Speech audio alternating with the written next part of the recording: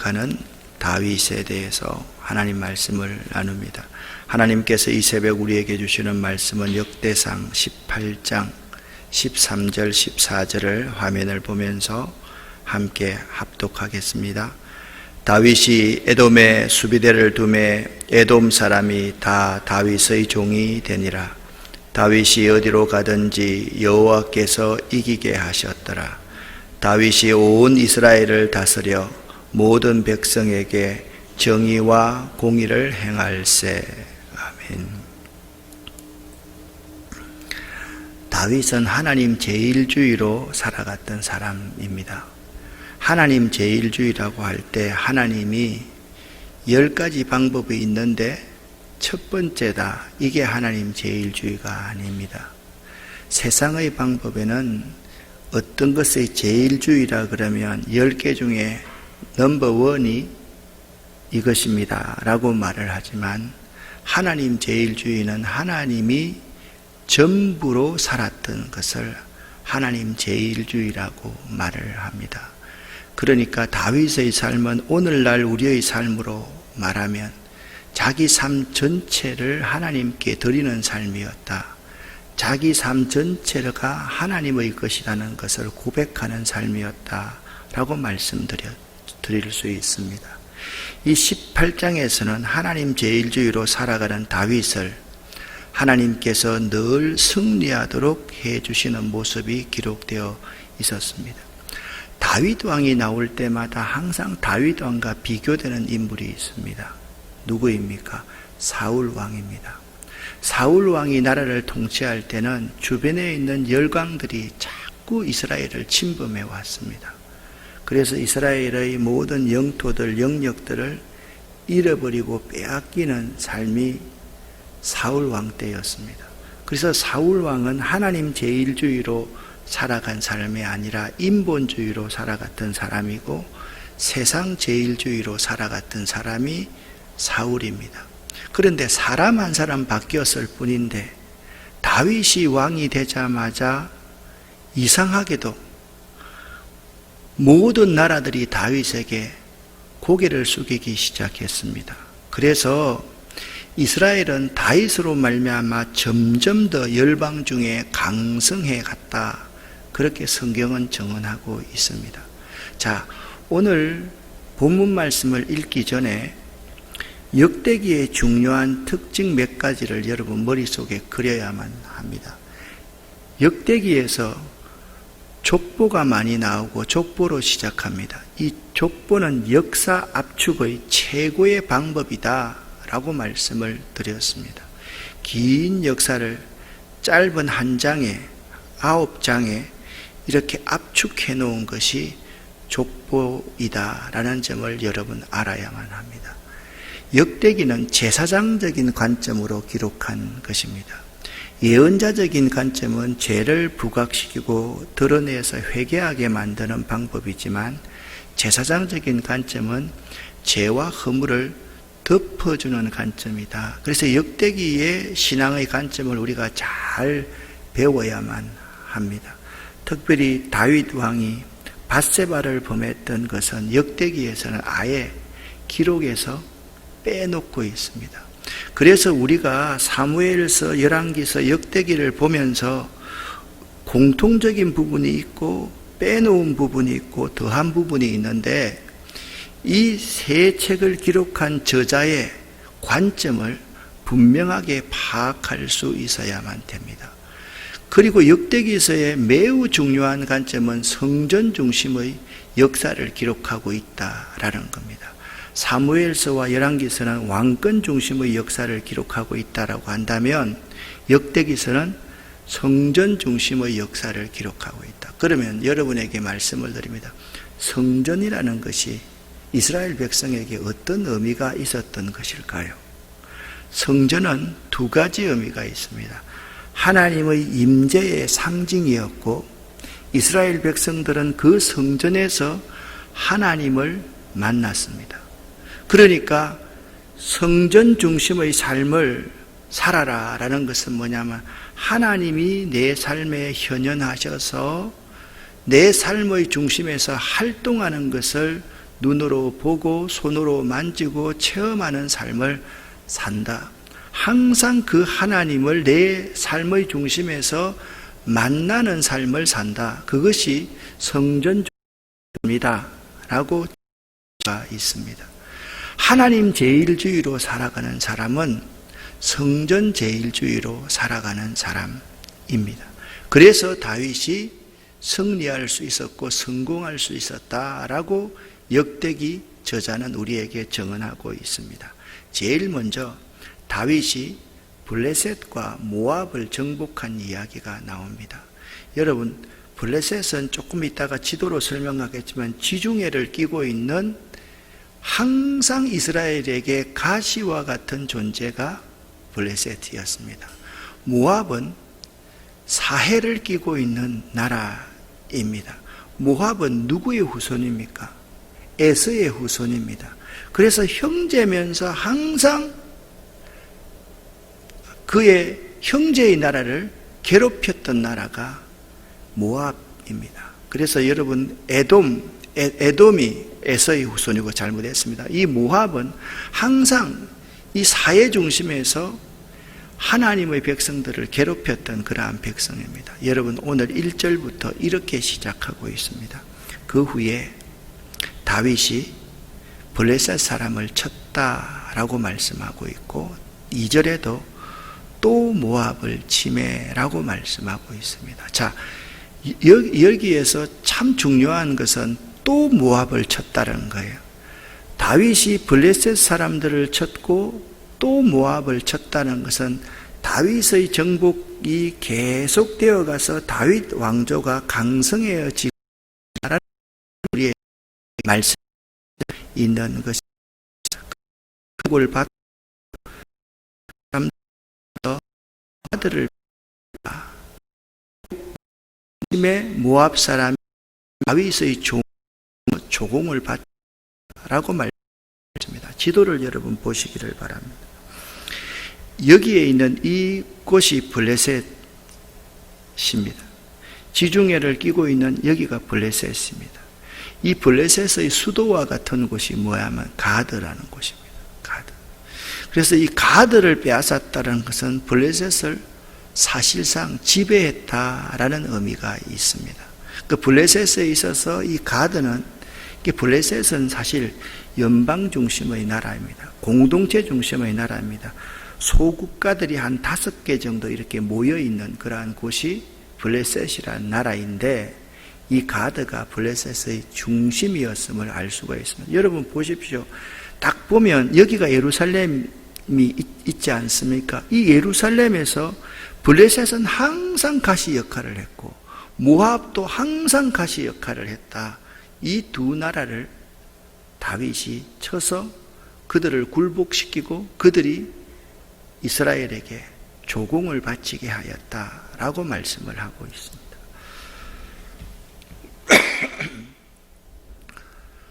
우리가 승리할 수 있는 방법은 진실로 하나님 편에 서 있기만 하면 우리 적들이 도망가고 우리는 승리하게 됩니다. 우리는 생각할 때 자꾸 우리가 이겨먹으려고 생각을 합니다. 우리가 이겨먹으려고 생각하면 우리는 패배합니다. 우리의 입장이 세상 편에 서느냐 하나님의 편에 서 있느냐가 매우 중요하다라는 것입니다. 여러분, 적들이 도망가게 하려고 하고 우리가 승리하게 하려고 하면 이 세상 편에 서지 말고 하나님 편에 서야만 합니다. 사울 왕은 인본주의적인 사고를 가지고 있었습니다. 세속주의적인 사고를 가지고 있었습니다. 거기에 비해서 다윗 왕은 신본주의적인 관점, 하나님 편에 서 있었음을 알 수가 있는 것입니다. 특별히 이 모압을 정복했다라는 것은요, 발람 선지자 있지 않습니까? 이 발람의 예언이 성취되었음을 우리에게 보여주고 있는 것입니다. 그래서 이게 블레셋과 모압이라는 나라 두 나라는 말씀드렸잖아요. 하나님의 백성, 하나님의 나라를 대적하는 나라였다. 옆구리에 가시같이 괴롭히는 나라였다. 그렇게 말씀드렸지 않습니까? 하나님의 백성을 대적하는 자들의 말로는 결국 이와 같다라는 것을 우리에게 보여주고 있습니다. 그러니까 다윗이 강성해갈 때 제일 먼저 제압한 나라가 어느 나라냐? 블레셋과 모압이었다라는 것을 알 수 있습니다. 그 다음에 이 하닷 에셀이라는 소바 왕이 있습니다. 이 하닷 에셀은 저 위쪽에 있는 그 지역의 하닷 에셀인데, 이 하닷 에셀은요 소바 왕인데 어디를 지배하고 있는가 하면 유브라데 강가에서 자기 세력을 펴고자 하였다, 그렇게 말씀하고 있습니다. 자, 이 3절에 유브라데 강가에서 자기의 세력을 펴고자 하니까 다윗이 이것을 용인할 수가 없었습니다. 왜 용인할 수 없는지 제가 설명을 드리겠습니다. 이 유브라데 강가는 창세기 15장 18절 말씀에 의하면 하나님께서 이미 아브라함에게 약속하신 땅이었습니다. 그러니까 유브라데 강은 하나님의 약속의 보증이 있는 땅이었던 것이죠. 그러므로 다윗은 이 하닷 에셀이 유브라데 강을 차지하는 것을 용납할 수가 없었습니다. 좌시할 수가 없었던 것이죠. 그래서 이 하닷 에셀을 다윗이 정복을 합니다. 특별히 이 에돔, 아람 나라, 그쪽이 아람 아닙니까? 수비대를 두어서 다윗에게 그들이 조공을 바치게 했다. 6절 하반절에 다윗은 하나님 제일주의로 살았다라고 말씀을 드렸는데, 하나님 제일주의로 살았던 다윗에게 하나님이 어떻게 임재하셨는가 한번 따라합시다. 다윗이 어디로 가든지 여호와께서 이기게 하시리냐. 아멘. 여호와께서 다윗을 이기게 하셨다. 하나님 제일주의로 살아가면 하나님께서 우리를 이기게 하신다, 그렇게 말씀하고 있습니다. 이 다윗이 소바왕 하닷에셀의 신하들의 모든 것을 다 뺏어와서 하나님의 성전의 기명들을 다 만들었습니다.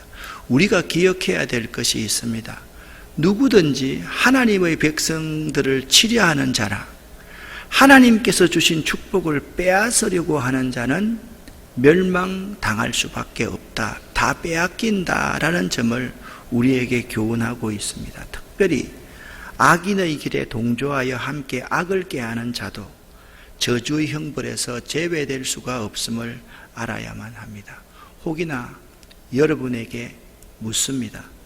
여러분이 지금 돕거나 참여하고 있는 일들은 과연 선한 일인지, 선한 역사를 이루게 하는 일인지, 아니면 악한 자를 돕거나 방조하는 일인지를 생각해 볼 수 있기를 바랍니다. 자, 하닷 에셀이라는 왕을 기억을 해. 소바왕 하닷 에셀, 이것은 아람 나라와 비슷한 나라였다라고 여러분 기억하시면 될 것입니다.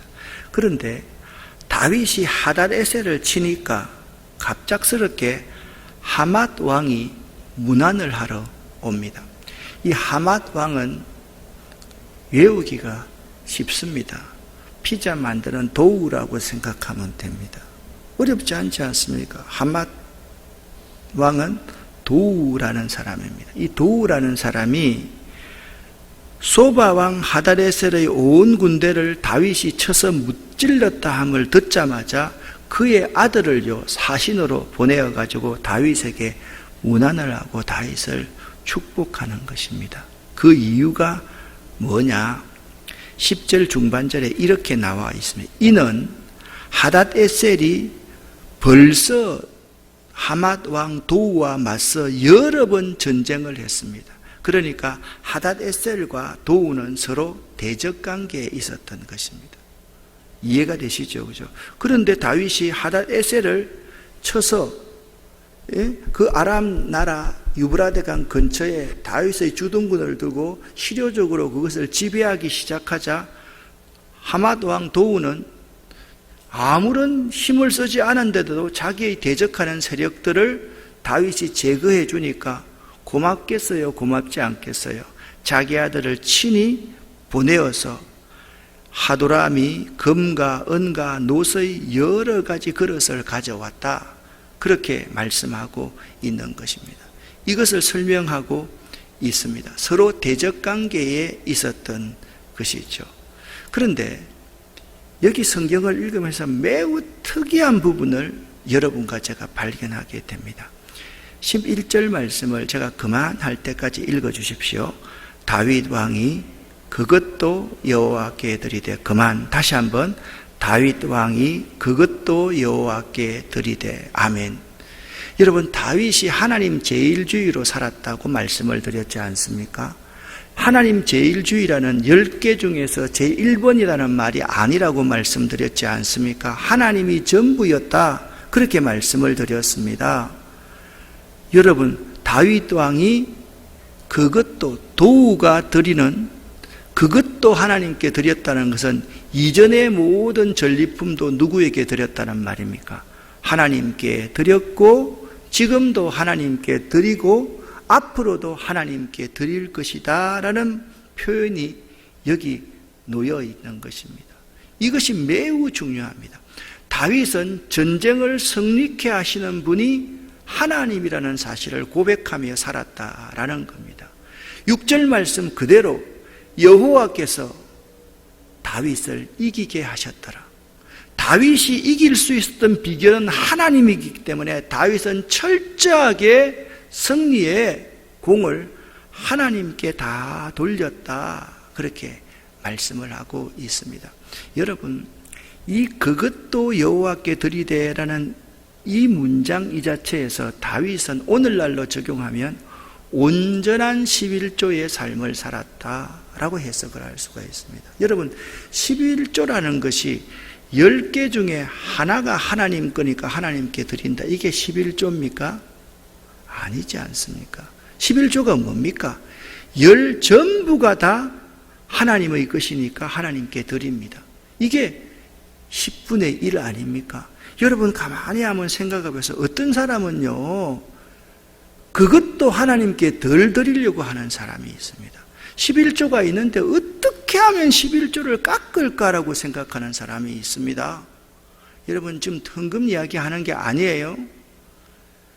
어떻게 하면 또 그것도 여호와께 드릴까라고 생각하는 사람이 있습니다. 지금 내가 1,000원을 드리면, 또 드리면 하나님께서 축복하시기 때문에 다음에 10,000원을 드릴 수가 있습니다. 1,000원을 500원으로 깎는 거하고 10,000원을 20,000원으로 드리는 거하고 여기에 10배를 한번 곱해 보시기를 바랍니다. 500원의 10배는 5,000원밖에 안 됩니다. 20,000원의 10배는 20만 원이 됩니다. 20만원과 500원의 차이는 별로 차이 나지 않는 것 같지만 이 액수가 더해지면 더해질수록 하늘과 땅만큼이나 엄청난 차이가 있다는 사실을 알 수가 있습니다. 사울 왕은 전쟁에서 승리했을 때 어떻게 하면 뒤로 그것을 조금 곱을 쳐 놓을까, 그렇게 생각했던 사람이라고 한다면 다윗의 삶은 그것도 여호와께 드렸다. 여러분, 가만히 보십시오. 여기 뒤에 이렇게 말합니다. 에돔과 모압과 암몬 자손과 블레셋 사람들과 아말렉 등 모든 이방 민족에게서 빼앗아 온 은금과 함께 드렸다라고 말씀을 하고 있습니다. 이것은 헌금이 아니라 다윗은 자기 인생을 승리하게 만들었던, 이 나라를 번성하게 만들었던 분이 하나님임을 고백하는 삶을 살았다, 그렇게 말씀하고 있는 것입니다. 이것이 역대기를 기록한 에스라 학사의 관점이었습니다. 여러분, 에스라가 학사 아닙니까? 이 학사의 관점에서 가만히 바라볼 때 정말 축복받는 방법은 하나님 제일주의의 삶이요, 정말 축복받는 방법은 그것도 여호와께 드리는 삶이다, 이것을 증언하고 있다. 여러분, 하나님이 함께하는 사람은요, 하나님이 성립케 하는 사람 아니겠어요? 하나님이 성립케 하는 사람에게는요, 많은 사람들이 저절로 스스로 와서 화친과 도움을 청하고 공물을 바칩니다. 이것이 하나님 사람의 특징입니다. 잘 되는 사람을 보면요, 그 집에 사람들이 많이 찾아옵니다. 잘 되는 교회를 보면요, 그 교회를 보려고 자꾸 사람들이 몰려옵니다. 그러면요, 잘 될 수밖에 없어요. 그런데 안 되는 사람들을 보면 자꾸 남은 것을 빼앗으려고 합니다. 시기하려고 합니다. 이런 사람은 안 될 수밖에 없다라는 사실을 알아야 됩니다. 자, 다윗이 그것도 하나님께 드리는 삶을 사니까 무엇을 정복하겠어요? 또 에돔을 정복을 합니다. 스루아의 아들 아비세 장군이 이 소돔 골짜기에서 에돔 사람 1만 8천 명을 죽였습니다.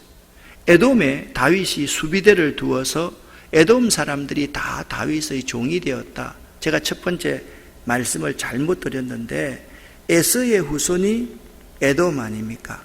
그죠? 그 다음에 야곱의 후손이 이스라엘 아닙니까? 그때 하나님께서 뭐라고 예언을 하셨습니까? 에돔은 나중에 이스라엘의 종이 될 것이다라고 그의 아버지 이삭이 에서가 사냥하러 갔을 때 야곱에게 손을 얹어가지고 축복했지 않습니까? 이 축복의 말씀이 지금 그대로 이루어지고 있는 거예요. 자, 6절 말씀과 13절 말씀에 똑같은 말씀이 기록이 되고 있습니다. 한번 따라합시다. 다윗이 어디로 가든지 여호와께서 이기게 하셨더라. 아멘.